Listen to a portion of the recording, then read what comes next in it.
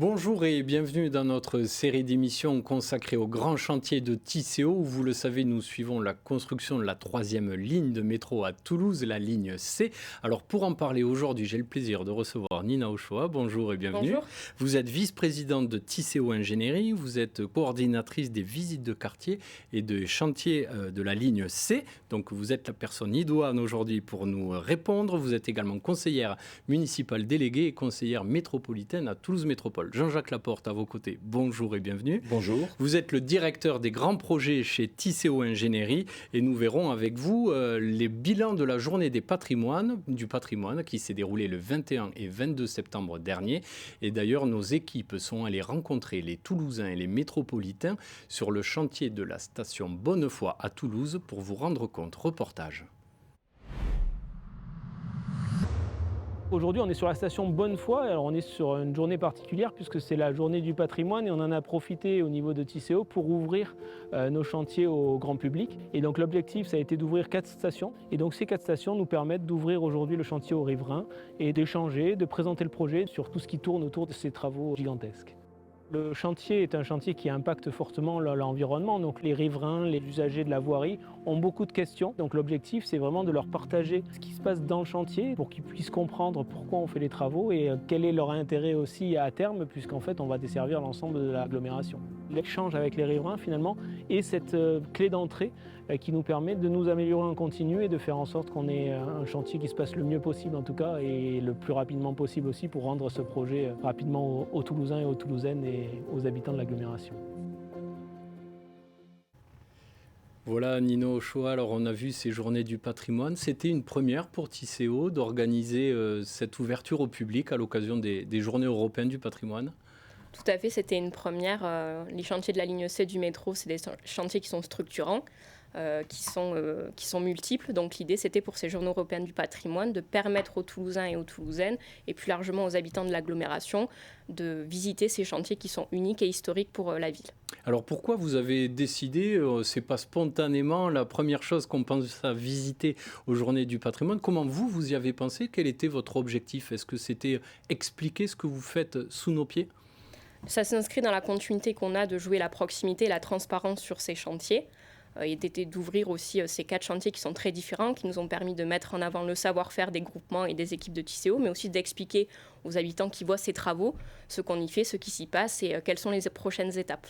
Alors oui, on l'a vu, il y avait 4 sites qui étaient ouverts. Il n'y avait pas juste la station Bonnefoy où nos équipes sont allées filmer ce reportage. Alors, quels étaient ces 4 sites au total? Alors, donc, on avait Bonnefoy, François-Verdier, Colomiers et Ramonville, chacun avec ses particularités pour montrer à l'ensemble des visiteurs tout ce qu'on peut y faire. Sur François-Verdier, il y avait la possibilité de voir les fouilles archéologiques de l'ancienne Tolosa et évidemment le monument aux morts qui avait beaucoup marqué les esprits. Qui avait été déplacé pour pouvoir creuser la station. Ça avait été un événement important qui avait beaucoup mobilisé. Donc voilà, encore une fois, on joue cette carte de la continuité d'ouverture au grand public. Sur Bonnefoy, dans le reportage que l'on a vu, c'est un chantier un peu particulier puisqu'il est dit en top, comme l'animal. Comme l'animal, c'est-à-dire en top. Puisqu'en fait, on est en cours de creusement de cette station qui est dans un espace très contraint parce que c'est au cœur du faubourg. Donc c'est comment on vient en souterrain travailler sur ce chantier. Et puis sur Colomiers, un peu plus ludique puisqu'il y avait une chasse au trésor. Et Ramonville qui est le chantier qui a eu le plus de succès où les personnes qui sont venues, les riverains, pouvaient visiter 2 tunneliers qu'on venait juste d'achever. Très bien, oui, parce qu'à Ramonville, c'est la connexion vers la ligne B, entre la ligne B.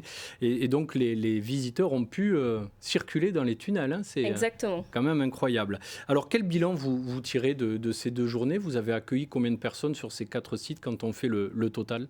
C'était un gros challenge pour les équipes, mais le bilan il est très positif. C'est une belle réussite pour nous puisqu'on a accueilli 4700 visiteurs sur les 2 jours sur ces 4 sites.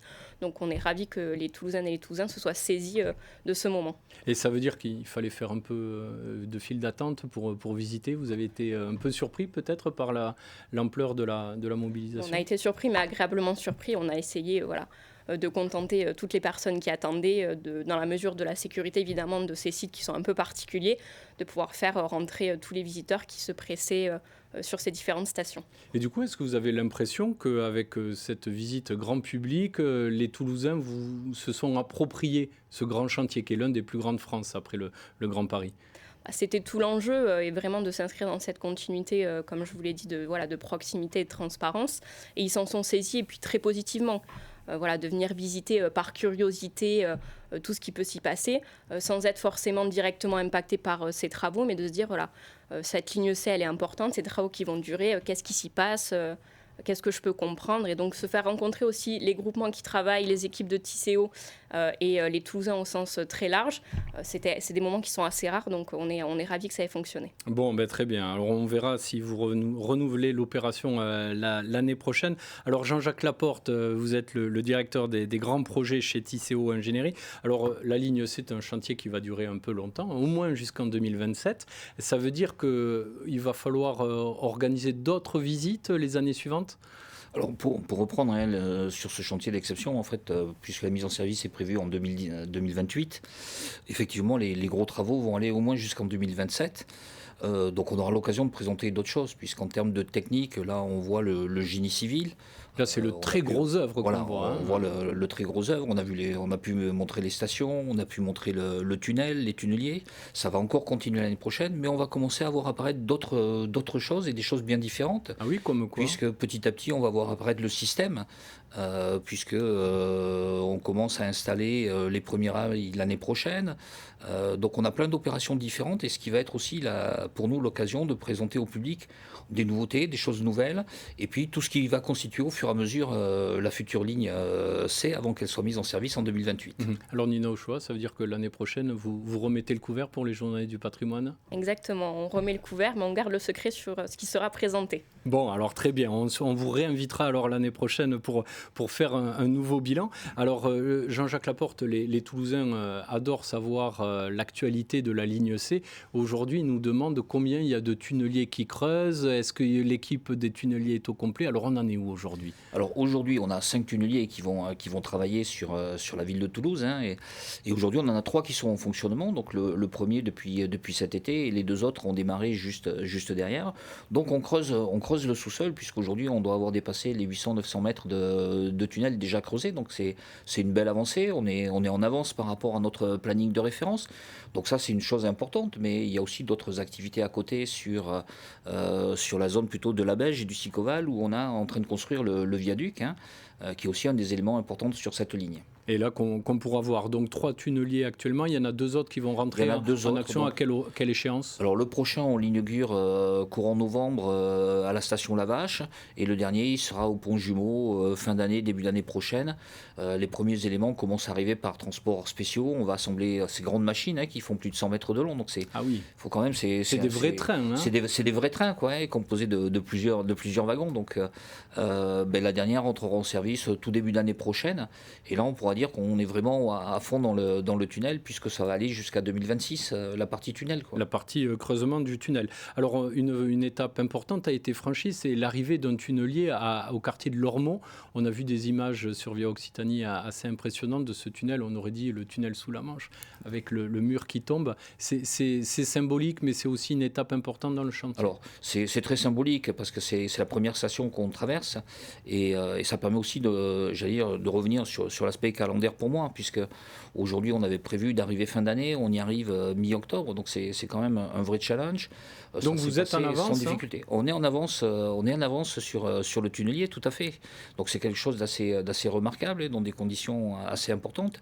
Et puis ça permet de montrer un peu, les dimensions de ce projet. On parle toujours, c'est exceptionnel, mais quand on met une personne à côté du tunnelier, on se rend compte qu'un diamètre de 10 mètres, c'est très très conséquent. Et puis quand on se retrouve dans ces stations qu'on a l'habitude de prendre sur la ligne A, la ligne B, on ne se rend pas compte en fait du volume, puisqu'aujourd'hui il est vide, ce volume, et de la dimension en fait que peut être une station, Donc quelque chose de très émouvant pour les équipes et pour les compagnons qui travaillent tous les jours.